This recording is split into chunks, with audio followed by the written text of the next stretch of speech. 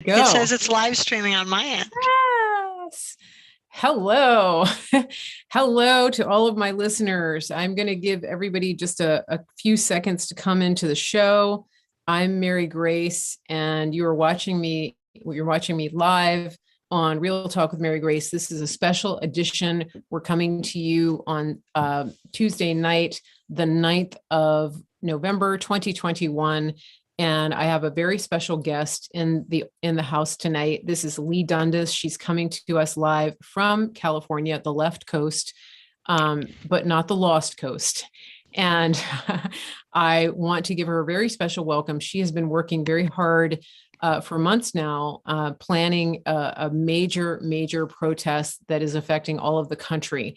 And this is a walkout. It's a walkout that started yesterday and it's culminating on Thursday, on Veterans Day, the 11th of November, out in California. There are many new media broadcasters behind this, and Leigh is the tip of the spear on this. So I want to turn the talk over to you, Leigh. Please give us a brief introduction and tell us what it is that you're doing this week, and just give us the rundown, and then we'll come back with some questions. Thank you, Leigh. Welcome to the show. Yeah.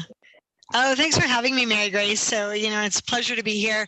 By profession, I'm an attorney, although I guess I'm more of a freedom fighter these days than anything else. But, I used to do pretty normal stuff. And then about 10 years ago, I started busting child brothels in Southeast Asia, helping get the girls help, helping put the bad guys away, the ones who sell the kids for sex and the ones who buy the kids for sex. And I was happily enough doing that, not really happily. It's sad that there's a need for it, but it does make your heart happy when you are able to help, until March of last year, when I thought, there is something drastically wrong in our own country that is potentially as big a threat as the stuff I'm used to seeing in Southeast Asia. So 18 months later, give or take, here we are. We've got our White House, our administration currently mandating what is essentially an unlawful, unconstitutional, illegal mandate, and telling all of the workers in the country, blue collar, white collar, and everything in between, hey, you need to bow down and get this shot. We're going to make your job contingent on getting the jab. And I started getting calls a couple of weeks ago from boys and girls, a lot of them blue collar, some of them white collar, saying, we're not okay with that. We want to fight back in the courts. And more to the point, we want to actually fight back at a grassroots activism level. They were already self-organizing and sort of planning to walk out. We'd seen strikes, if you will, here or there in this industry, a walkout, by the students or the teachers in schools in certain areas. But, sorry, my little thing fell down. Anyway, but, oh, golly, where'd I go?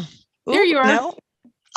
Can you see me? Because I can't see you. I'm on some strange Zoom screen. Let me see if I can fix it here. But I can see you. Yep, you're here. All right. Well, So for those of you in the audience, this is a very last minute broadcast. And one of the things that I want to point out is that the title on the broadcast is not up to date. I'm gonna edit it when we're done. I thought I had all that dialed in. So we've got Leigh Dundas here. She's live. She's in a hotel, and she's gonna fill you in with what it is that she's going to be doing this week with a bunch of other patriots out in California. So you don't want to miss this. Share it, and then we'll fix all the details later. So we're back. Sounds like a plan. And I can actually see myself, and my phone is sitting propped up here on my suitcase so nicely, since I don't have a selfie stand. So, Good. Necessity, the mother of invention, is what they say, right? Anyway, exactly. Back to the main story, right? Yeah, but these workers called me, and they were upset. They said, we want top flight legal counsel. We want to bring the lawsuits, but we also want to do our part. They were organizing strikes. All I did was herd the chickens. I said, look, if all you guys are wanting to do it, you need to do it on the same group of days so that you're having maximal effect. Because why do something if you're not going to actually have an effect? And essentially what the blue collar boys in particular were saying is, if our president or our employer thinks they can come to us after 10 or 20 or 30 or 40, in some cases 40, over 40 years of us being good, hardworking, loyal little employees, and tell us when we're a year or 2 months away from our pension and our retirement, we're going to bankrupt you. We're going to kick you out. We're going to not let your little retirement happen. We're going to take food off your table and make it so you can't pay your mortgage or your kids' college educations. These workers were pissed, and I get it. You'd be too.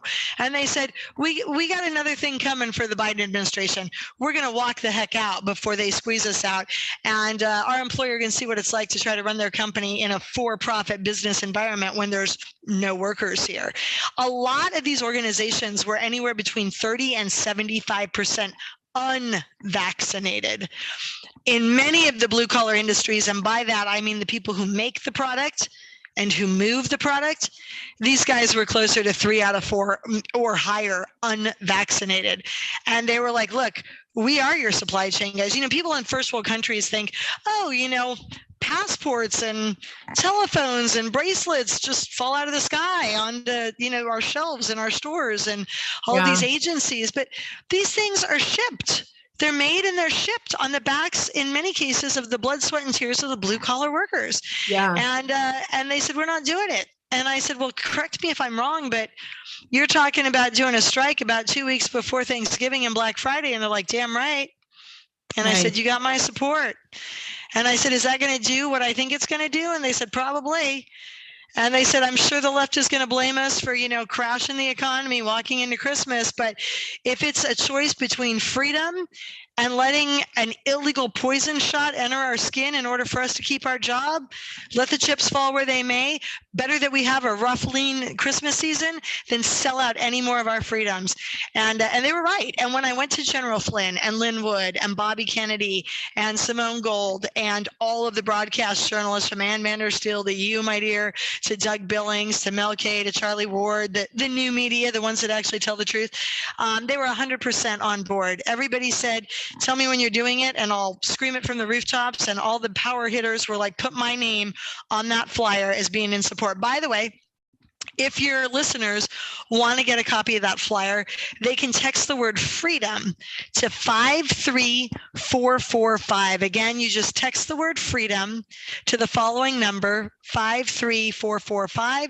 You can get a copy of this electronic flyer. It talks about how employees everywhere are engaged in this nationwide walkout this week against employers who are mandating the vaccine. So that's sort of the context to bring everybody up to speed on where we were. And as of yesterday, the rubber hit the road, my dear, and the nationwide strike went into full go. And we knew it was going to be pretty momentous because Epoch Times dropped a piece. I don't know if you saw it on Sunday afternoon. And they had talked to employees at Raytheon, at Honeywell, at Thomson Reuters, LA firefighters, Amtrak, Verizon, defense manufacturers, aerospace. I mean, you name it. It wasn't just blue collar guys. It was white collar. It was everybody. And they had quote after quote after quote saying, I've worked for my company, my Raytheon, my Honeywell, my whatever for 2-3 decades. And I'm over this.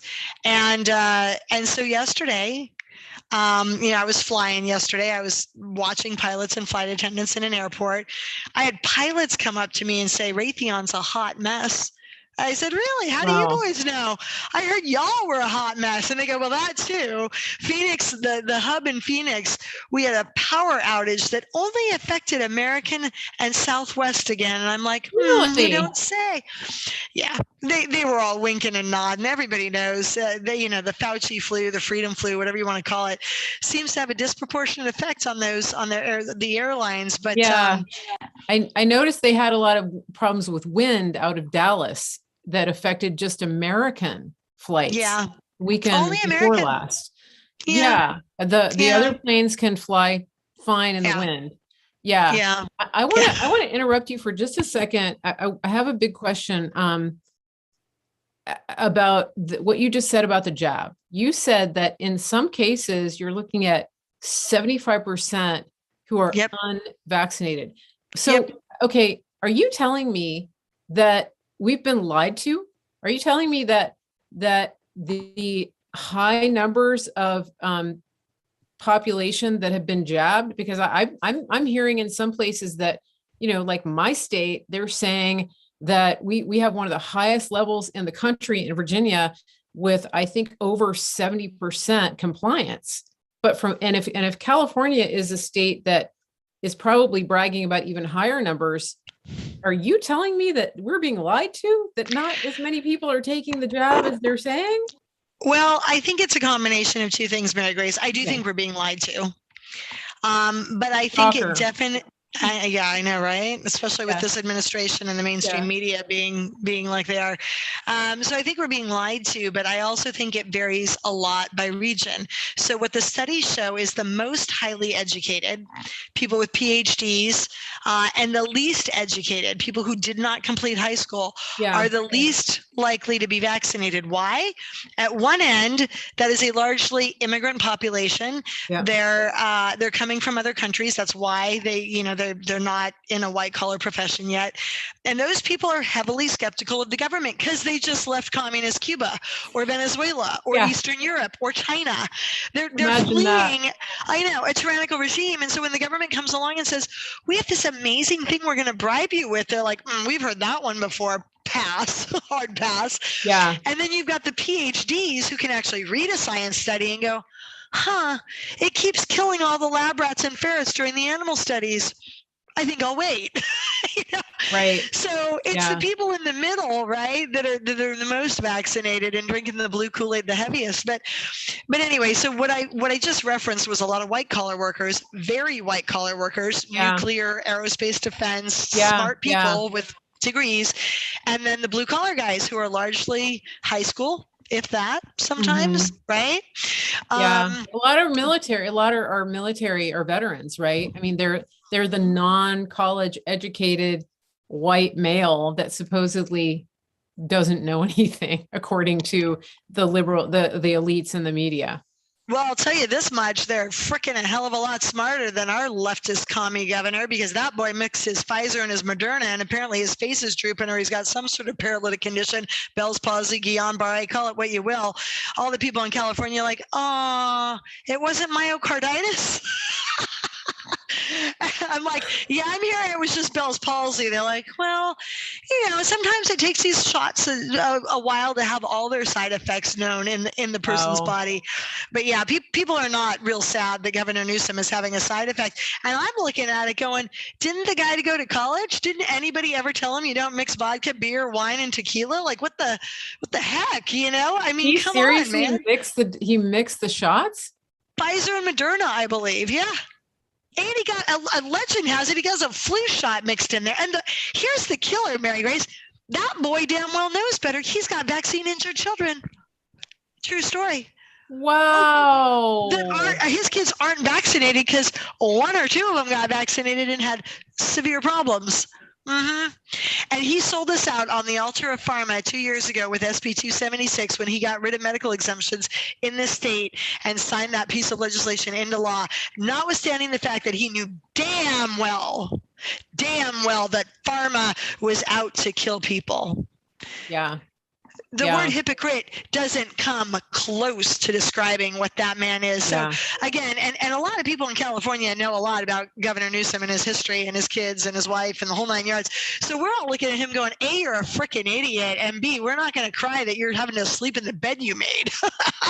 But anyway, I digress. The blue collar workers and the white collar workers are, to a man and to a woman, smarter than our governor. But let them eat their own, we say. So the blue collar workers were going to stage a 4-day nationwide strike. It is 2 weeks before Thanksgiving and Black Friday, and it's meant to send a two-pronged message. One, you think you're going to bankrupt us, Mr. Employer? We'll bankrupt you first. So pick your battles wisely. You think you're going to shove this shot down our throat? Maybe you should go back to Biden and tell him you ain't playing ball, because if you do, 3 out of 4 workers are walking off the job. Have fun keeping your factory or whatever open with no employees left. And 2, they're trying to wake up middle America. They're like, some of these people are still asleep at the wheel, and Mom and Pa Kettle in Iowa, their flyover state, need to go in to buy cranberries and gravy the night before Thanksgiving and go, where did all this stuff go that's normally on our shelves? And then maybe they'll start helping, steer this boat out of the mess that we're in. So that was the notion behind the nationwide strike. Epoch Times was reporting, as I said, Sunday night, walking into the strike, that all these different major organizations, Raytheon, Honeywell, Thomson Reuters, firefighters, Amtrak, Verizon, you name it, had pissed off employees, and they stayed pissed off all the way through yesterday. So the pilots in the airports were telling me Raytheon was a hot mess. Meanwhile, the pilots were also saying, oh yeah, right, another power outage that only affected Southwestern America, and I don't think so. And one of the guys that I was talking to in the airport, I forgot if he was a pilot or not, said that 7 out of 10 U.S. Army active service members are not vaccinated and have had their first write-up. 70% of the U.S. Army not vaccinated. Can you imagine what that's going to do to our military readiness if they let go out of 3/4 of our infantry, our Army? I mean, I'm hearing that the military, the ones who are still there, are in many cases just getting relentlessly bullied. The punitive measures that are taken against them from their commanding officers. I mean, it's disgusting and it's sickening. I mean, we're seeing it everywhere. People are being segregated. I mean, I was listening to Aaron Rodgers in the NFL, and he was saying that if you're not vaccinated, you literally have to wear a yellow armband around the facility, a yellow armband. I'm like, does anybody not see are you not seeing the problem here? I mean, it's insane. And so I have a question. I have a question from the chat on YouTube. Somebody wants to know, what are you hearing from the retail sector? Are we seeing walkouts from retail workers? The blue collar, they're doing most of the delivery, right? The supply chain. How's the participation from the retail sector? I was hearing hospitality and entertainment were having severe issues. I just, right before we got on the phone call, I think it was Seattle is having to close school down right now. They don't have enough teachers. Yeah, 31 fire stations in New York City last week before the rally or the strike even officially started, weren't able to man up. They couldn't keep the doors open. They didn't have enough men in the crews. We've got hospitals in Southern California that are taking 4 hours to do a blood draw. And the phlebotomist is a Christian, anti-vax, saying she's going to hold the line until they fire her, but also chit-chatting when the blood draw finally happens and saying things like, half our imaging equipment rooms are no longer open.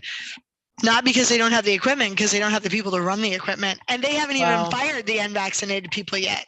It's already that bad before they're letting these people go. Yeah. So there's not a sector I'm aware of that hasn't been hit. Unfortunately, I haven't had time in the last day and a half to see where it shook out exactly in retail. I expect the larger hit in retail to be Black Friday when there's nothing on the shelves. Right. When you have a viral Procter and Gamble video out there yesterday saying, enjoy your toothbrush while it lasts, that's one hell of a telegraphing. That's saying, you could have your $10 an hour worker standing in Macy's or Walgreens or JCPenney's or the grocery store, but if the shelves are bare, they're just going to be standing there staring at the customers. I mean, that's what it's like in third world countries where I bust brothels, but most soccer moms in this country and soccer dads are not used to walking into stores and seeing empty shelf after empty shelf. And I think we're headed there. I really do. And one of the reasons I think this is because the Southwestern American flu virus, or whatever it is that seems to be disproportionately impacting those airlines, jumped yesterday into the rail freight area. So this country is divided along the Mississippi into two companies that hold a duopoly. BNSF runs rail freight on your eastern seaboard, Mary Grace, and there's another company that runs freight on my side of the Mississippi. And the guys on my side of the Mississippi who live about a mile out from those train tracks were saying that as of Sunday night at 11:45, they have not heard a single freight train horn between that time and right now. And the train yards that run the freight had 85 to 90% absences on Monday in critical areas and critical sectors. Wow. So again, product doesn't fall out of the heavens onto your Target and Walmart shelves. It goes by container ships, by freight, and by trucks, and the truckers are with us, and they're not prohibited from striking.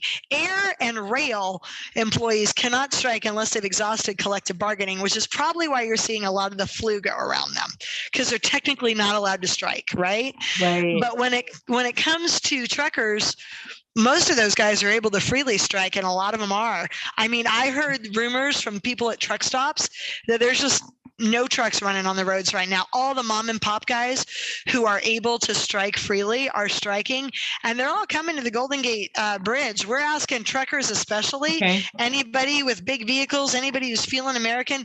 We had a rally to kick this off yesterday in LA. We had mainstream media. We had helicopter coverage. We had local law enforcement helicopters buzzing the crowd in support.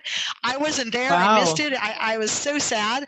But that was the kickoff. It was probably 5,000 people. And now on this Thursday, 3 p.m., Golden Gate Bridge, be there or be square. It's the Roundhouse Cafe right by the eastern entrance to the pedestrian walking across the bridge there. We're having another little get together. I think it's Golden Gate Bridge. And again, you can get the data, the flyer for that. You can get at, you can text the word freedom to 53445, or you can go to nationwidewalkout.com. Again, that is Nationwide Walkout. Yep, nationwidewalkout.com. And you can see we have a whole separate section on there for truckers. We're putting up a section for photos and news from the rallies. But people should book their last train to Clarksville, hop on the last running train and plane, and get yourself to the Golden Gate Bridge this Thursday. It's going to be monumental. I know Ann Vandersteel's going to be there with you, isn't she? Ann Vandersteel's going to be there. There's the Liberty Lantern, one if by land, two if by sea.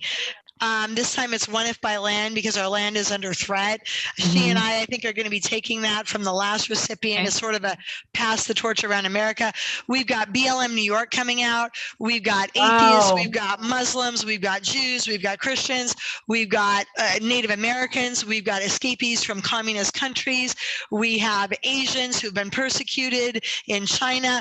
This is the most rainbow, multicultural, multi-religious, multinational, different disparate groups of people coming together for the first time ever on this one truth, which is you will not force a vaccine mandate on us, because that is antithetical to freedom, and we are still a free society. Wow, that's amazing. Since when the shots started coming out, I started to notice, and I was predicting, I think this is going to be the thing that unites our country, because, I have friends and colleagues who we do not agree politically on most things, socially very different.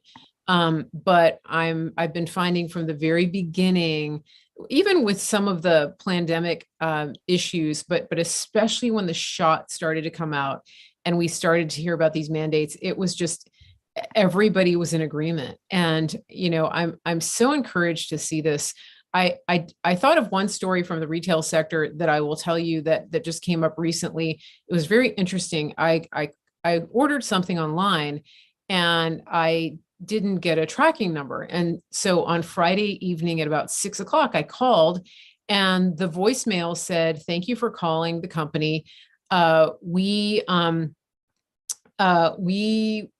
call center, let's see," they said, we're not taking calls through the weekend in order to protect our workers. And they were using COVID as an excuse, basically. It was like, and I'm thinking, it's a phone call, but it was all about protection. Well, then I got on the phone with them on Monday, and I said, it's kind of strange that you don't have customer support through the weekend at the beginning of the holiday shopping season. That's strange to me. And then she said something about protecting the workers. And I said, well, most call centers have people working from home these days. And she said, well, I am at home. And I said, so can you explain this logic to me? I said, are you safer at home on a weekday than on a weekend? Why can't you take calls on the weekend? And so Right. I'm like, this just isn't logical. I said, this is not, I said, I'm not, I said, I'm not criticizing you. I know this wasn't your decision, but can you explain the logic? I just like to understand the logic that says that you can't take phone calls on the weekends when everybody's working from home anyway. And finally she admitted, well, we actually just can't get, we can't get enough people. Workers. And I was like, why didn't you say that in the first place? Oh, because it's so much easier to blame COVID, but right? yeah, the COVID logic falls apart. It's like, if your vaccine works, why do I need to get it? And if it doesn't, why the hell do I need to get it? I mean, it's just lunacy, but they're blaming COVID everywhere. But we're seeing, I mean, I called the hotel a couple nights ago that I was staying in, and I said,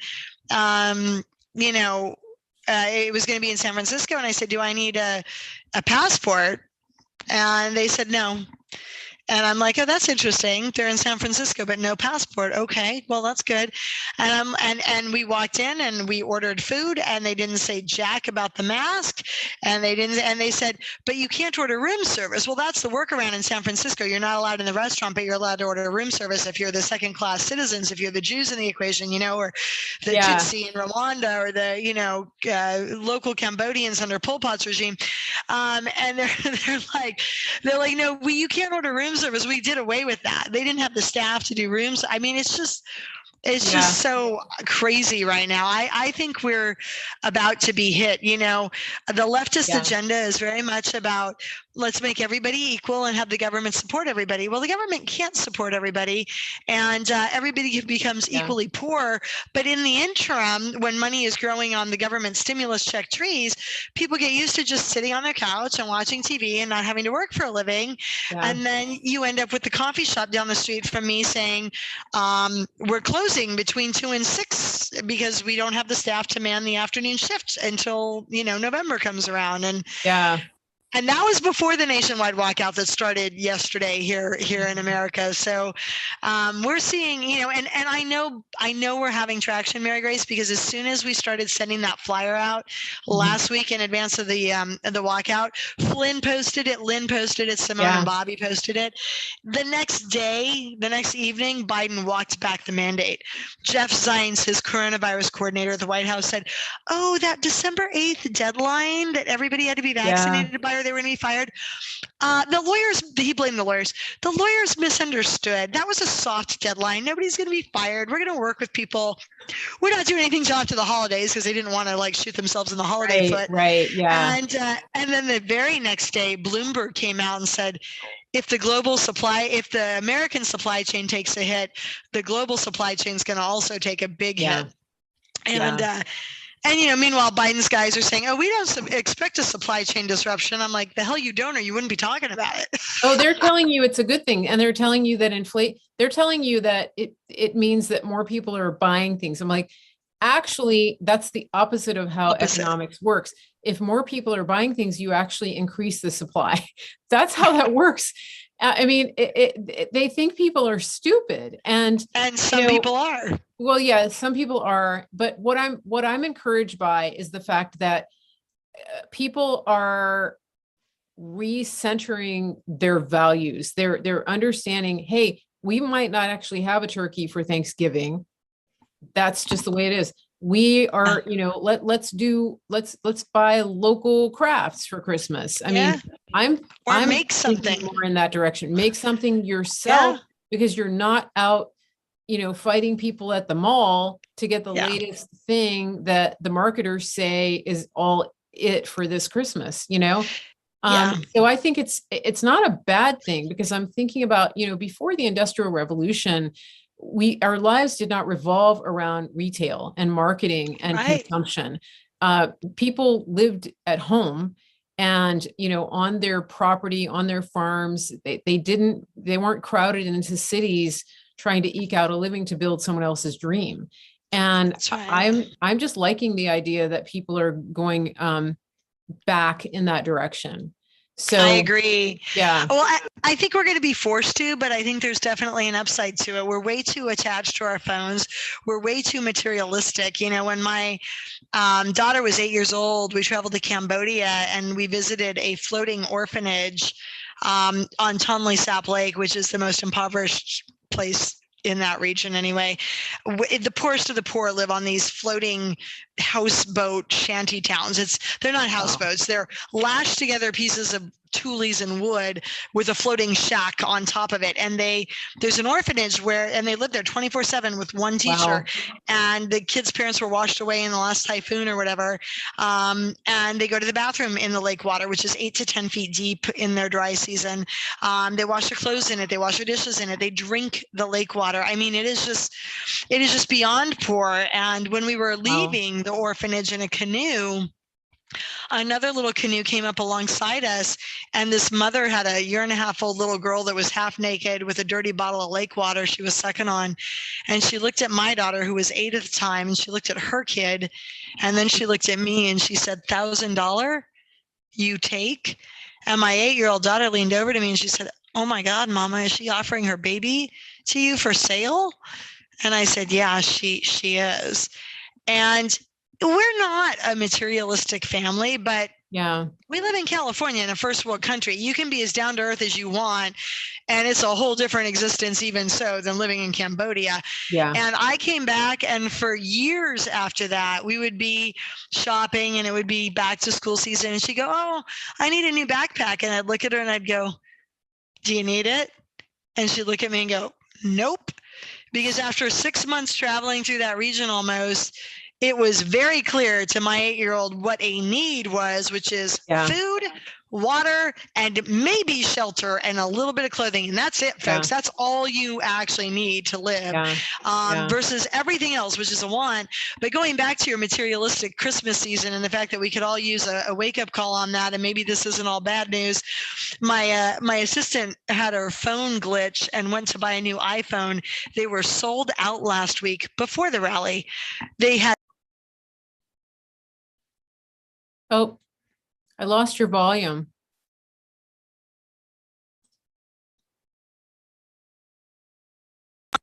There you go. Am I muted? You muted. Something muted you. Don't know what happened. You're back now.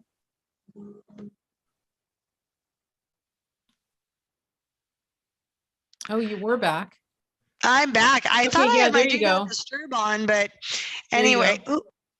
Here I am. Wow. So I'm going to break for just a second because the titles on my videos have not been correct. So I'm just going to, everybody, we're live right now with Leigh Dundas. I'm Mary Grace. This is Real Talk with Mary Grace. It's a special edition. In case you're wondering why we're on so late, I grabbed Leigh because the moment was right. And so she agreed to come on. I wanted her to talk about what's going on nationwide with this walkout. And so that's why we're here, Leigh Dundas. And I'm just going to let her carry on.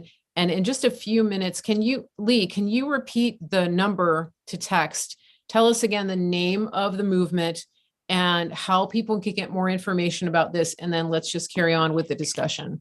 Yeah, this is a nationwide walkout by employees everywhere, coast to coast in this country, and possibly even beyond at this point, against employers who are mandating the vaccine.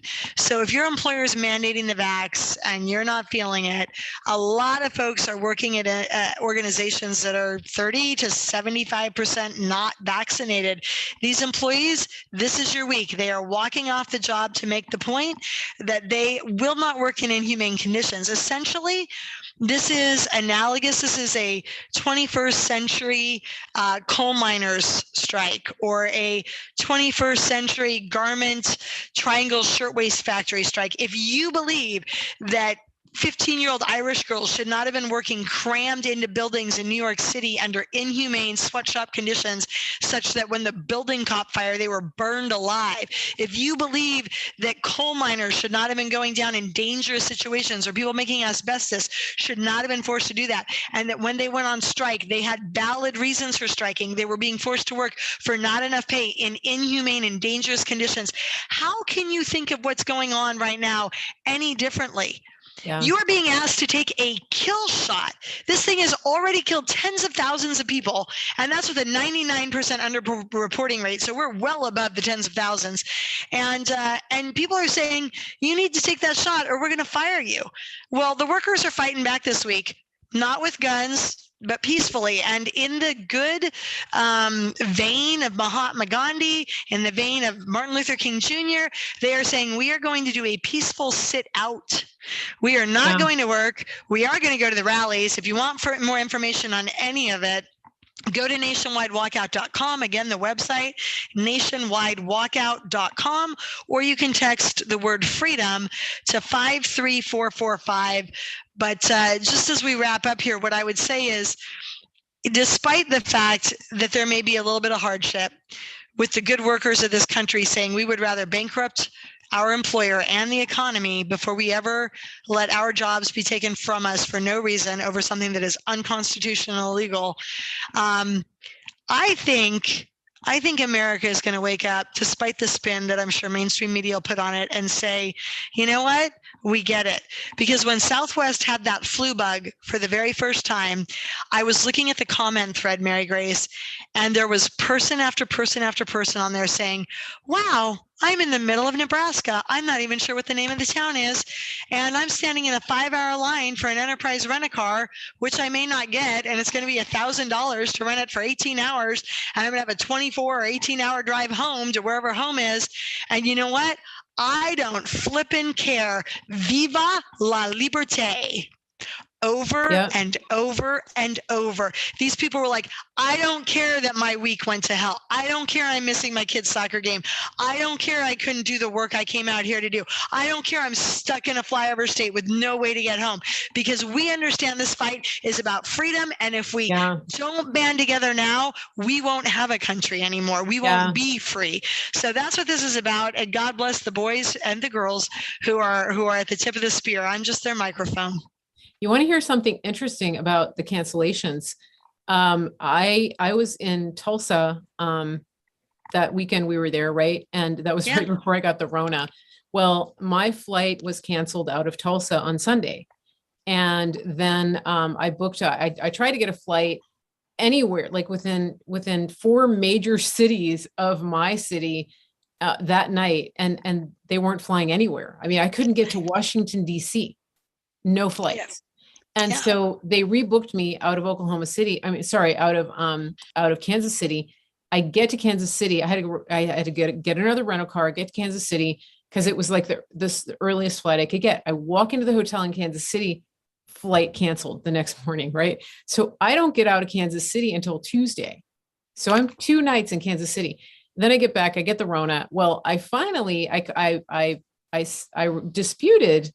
I filed a dispute with American Airlines. I said, I want a refund, some air miles, something. I had to rent cars. I had to stay in hotels. I mean, they did pay for the hotel, but I had to buy meals, whatever. So they write me back and they say, and I said, oh, if you don't honor my request, I'm gonna dispute this with my credit card company. And so they write back and say, technically we delivered.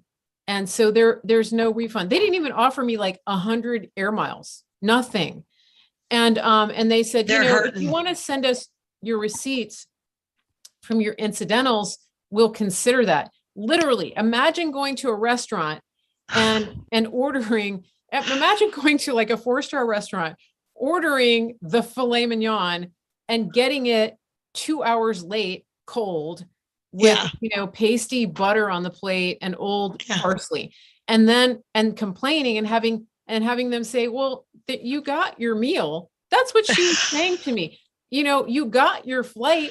I'm like, no, I got flown home 2 days later. So I went on my American Express and filed a dispute. And you want to know something interesting is I know people, there are people who hate American Express. I've had a good experience with them. I'm just telling you my experience. And this is not the first time they've come through. I filed a dispute, and when I started doing the dispute, it says goods not received, something canceled, whatever. You give them the reason. So then they say, was it a canceled flight? Yes. Was it because of weather, act of God, whatever? No. And I file it, and I told them the date, whatever. Normally, it takes a few days or even a few weeks for them to research your claim. My claim was closed within 15 minutes and everything was fully refunded. Oh yeah. right? American Express understands the Fauci flu that has apparently hit the airlines. Yeah. So is this, yeah, so I'm thinking American Express, I'm going to keep my card because, yeah, I mean, and I had disputed another charge from another company that I took issue with it. It was like a $20 charge. That one that didn't go through. They were like, no, it was justified. And, but the very expensive airline ticket instantly refunded, not Yeah. even a question. Isn't that interesting? Well, that tells you that Amex knows the time of day too, and that there was not strange weather only affecting American. They knew darn well it was a worker shortage. And I mean, I'll tell you, the other thing that's happening with these airlines, first of all, they are walking into the most booked holiday season they've ever had, and that was prior to Halloween. Yeah. They have never had higher sales than this year. And they've got pilots who are just straight up leaving. A lot of the pilots I was talking to over the last week were like, we just left the big ones that have had the flu. And I'm like, well, but aren't they walking it back? And they're like, we don't care. We're so pissed off at how they've handled this already that even if they come through at the end, we're like, screw you and the horse you rode in on. We're done. We're going to go work for a company that has integrity. Yeah. So they've got pilots leaving to go work for anybody that's not American in Southwest, right? And a lot of these guys are ex-military. I mean, they can fly anything that's got wings, you know what I mean? But they've got that. And then the guys who got the jab are dying by the dozens. Yeah. I mean, we had 2 American Airlines pilots. We had the Delta pilot. They're having to do emergency landings all over the place. And there's this story hasn't really broken yet, but they are sending out EMTs to these hotels that book banks of flight attendants and pilots. Like, it's a thing. They're having to go out multiple times sometimes, Mary Grace, in a night because these people are stroking, throwing clots, having paralytic conditions, heart conditions after the jab. Oh yeah. I'm sure. Stay tuned between now and Christmas. And so they're just losing pilots all over the place, separate and apart from these strange flu seasons that keep hitting them every couple of weeks to make the point. So, well, when I was in Charlotte, I talked to some flight attendants. They were gate agents. And when I finally got there to Charlotte Airport, and, these women were seasoned agents. They've been with a company, I think one of them 40 years, crazy. And they were so disgusted. This is when American had announced the mandate. And one of them, she said, I will leave and sacrifice everything, no pension, no insurance, nothing, before I will allow them to do this to me. And, the other thing they told me, though, that was really sad was they said, this is not the same company that I worked for all these years. She said, they call you in for discipline over the stupidest things. I mean, if your mask is like here, you get disciplined. I mean, she said it is such a hostile work environment. It's Nazi Germany, circa 1938. Yeah, and it's just horrible. But I have one question. So a little birdie told me that there may be that I think American staff, even baggage handlers, everything. I think there might be a really bad case of the flu at American the day before Thanksgiving. Is that something you've heard? I have. It's rumor at this point from various folks. But I mean, I was standing in the back of it. Wasn't American. It was a different flight, commercial. And I was voice texting over the rally. And the flight attendants came up and they were like, "What you talking about?" And I was like, "Oh, just a little walkout that's happening." And they're like, "What are the deets?" And I'm like, "Are you friendlies?" And they're like, "Oh, hell yeah." I get friendlies everywhere. I was doing an interview with Ann Vandersteel at my daughter's volleyball game, standing outside in the pouring rain for 5 minutes this afternoon. I had a crowd of people around me by the time I got done. They're pointing at my husband. They're like, "Is your wife a lawyer? We've seen her. We watch her." Like, it's a thing. People want the news. They want to follow their influencers. They want to know what's going on. But back to your initial question, I had a friend whose cousin was flying somewhere, and the woman was not at all awake on these issues, got stuck, I think, for 9 hours in Nebraska or Iowa or somewhere, and couldn't understand why. And it was American.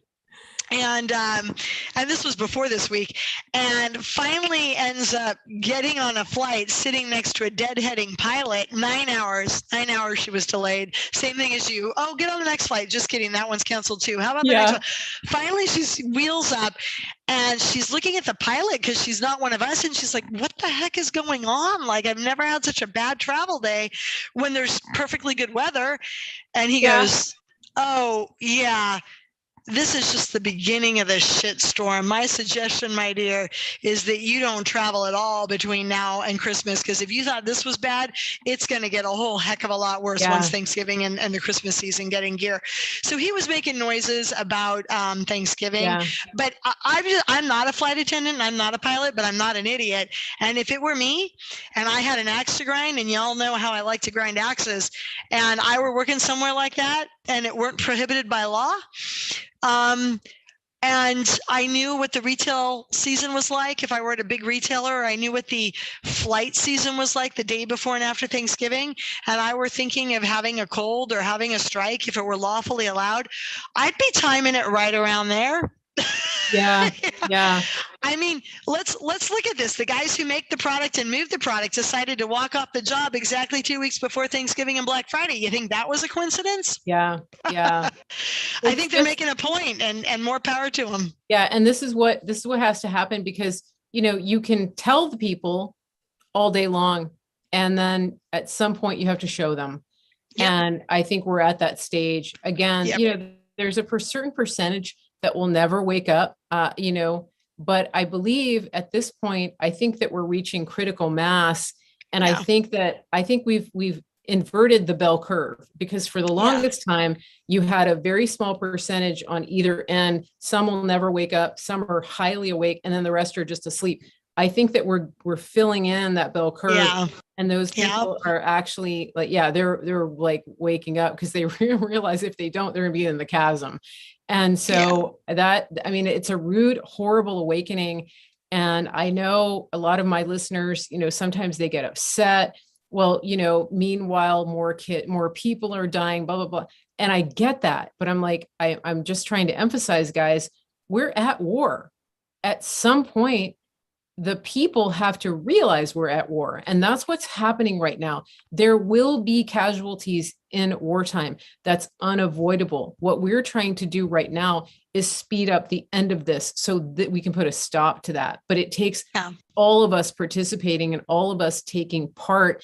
Those of you who are sitting there and saying, when will this end? Who's going to save us? You need to look in the mirror, because it ends when you stop complying. And this is what I've been screaming about since last March. And I hate it that I'm in a position to say, I told you when you said it was just a mask, that it's never just a mask, and that they will always move the goalposts, that it's about control. I showed you pictures. Of people being controlled by face coverings. It's called Sharia law. It's called slavery. And that is what I was trying to get across. And I had people tell me to, stop focusing on that, stop fixating on it. It's just a mask. I just need to do my shopping, whatever. Those of us who almost got arrested for not wearing the mask are now here to tell you, welcome to the party. You've got to stand up and resist. Well, you're exactly right. We're at war. And this is a genocide perpetrated by pharma in collusion with big tech and a lot of other evil tyrants. But there are only two sides in war. You're living in a polite first world society, not at war. There's shades of gray. There's no shades of gray in war. You're on the side of God and truth and righteousness and freedom, or you're not. And if you're sitting on the sidelines, I got news for you. You're on the bad side, because you just made a decision by not making a decision. Right. So you need to get off the couch. You need to get into the game.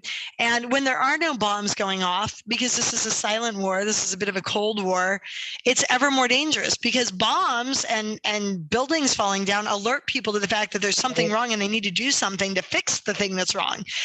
When it's covert and not overt, people are more easily confused. They can more easily stay asleep. But I'll tell you something.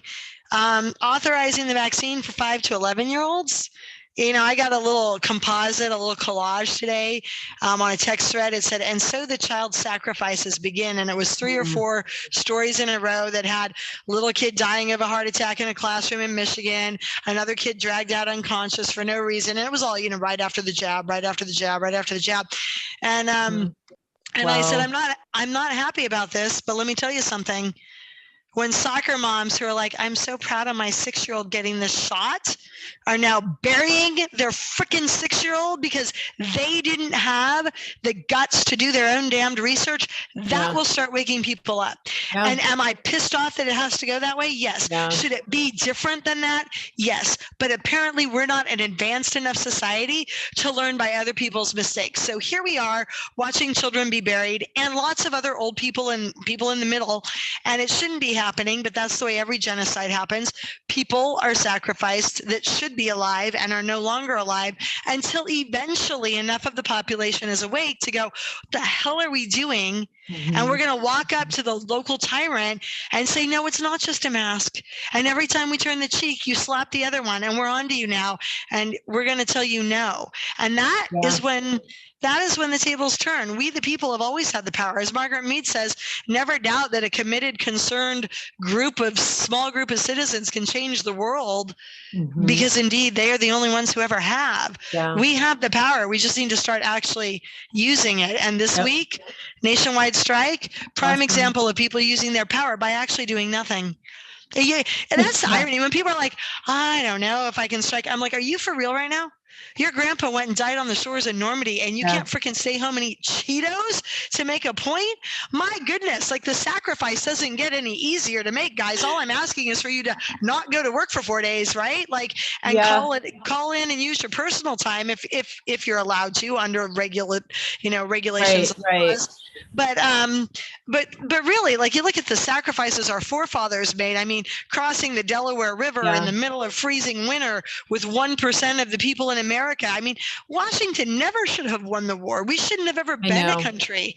We were a country because we had God and a few committed Margaret Mead type people on our side. But really, are we going to sell it out because we can't be bothered to forego a paycheck for 3.5 days? Come on, people. And I know that I'm preaching to the choir here because the people listening to you are the ones going on strike. But if you needed to hear it from me again tonight. You're doing the right thing. You're doing God's work, and we're going to get this done. I got to sign off. I know we've been on an hour, but thank you so much. Leigh, thank you so much. This our 10-minute interview turned into much longer. I mean, I could listen to you all night. I know my listeners could too. Listen, please tell us again the number to text to get the information about the walkout, and then tell my listeners, please, how to find you and where to follow you so that they can get the latest updates. That would be just great. I appreciate it. So for the nationwide walkout, it's really easy. It's nationwidewalkout.com, and you can text the word freedom to 53445. Again, you text the word freedom to 53445, and you'll get data on the walkout. You'll see where the rallies are, how to do your part, what we're going to be doing in the future. And then if you want to follow me, I'm just Leigh Dundas, LeighDundas on Facebook. I'm the one who's a chick. There's one other dude who's a chef in Australia. Here's a clue for you. That guy's not me. And it's Leigh Dundas for Freedom on Instagram. I'm in the process of rebranding. It's going to be Freedom Fighter Nation. But if you go into my Facebook and my websites and other stuff, you can see where the new websites will be by the end of this month. And the nonprofit that has all my videos and legal research and letters to school boards that you're welcome to borrow and steal and use for your own devices. It's not stealing. We're at war. If I have a bullet and you need it, you're free to take it. Proverbial bullet, that is citizens-rights.org. Again, it's Advocates for Citizens' Rights, and the website address is citizens-rights.org. You can make donations there. You don't have to, but if the moment inspires you to do so, I certainly won't say no. Haven't had a paycheck in 18 months like most of the freedom fighters. We've just been out there doing our part to try to save the world. And until next time, Mary Grace, it's really been an honor. Thanks for having me. It's been a blessing and an honor. And Godspeed over the next couple of days. I pray that you have excellent, amazing, beautiful weather on your rally day on Thursday. So Yes. everybody in the Bay Area, even if you're not in the Bay Area, if you still have time to get there, it is going to be in the Bay Area on the Golden Gate Bridge. And where is the meeting point and the time? It is 3 p.m. Veterans Day this Thursday, the day after tomorrow, Veterans Day, November 11th, 3 Okay. o'clock at the Roundhouse or Round Top, I forget which it is, Roundhouse, Round Top Cafe, Okay. right there by the east end of the Golden Gate Bridge. We're going to be speaking, we're going to be communicating, we're going to be rallying, we're going to be First Amendmenting. And if you're a patriot and you think that we need to oppose the vaccine mandates, because if we lose this fight, we lose everything, Thursday's your day. I'm your girl. I'll be there with lots of other patriots. It'll be a day to remember, and I look forward to seeing you there. So good to have you. Thanks again, Leigh. Have a wonderful evening. Take care. You too. Take care. Bye-bye.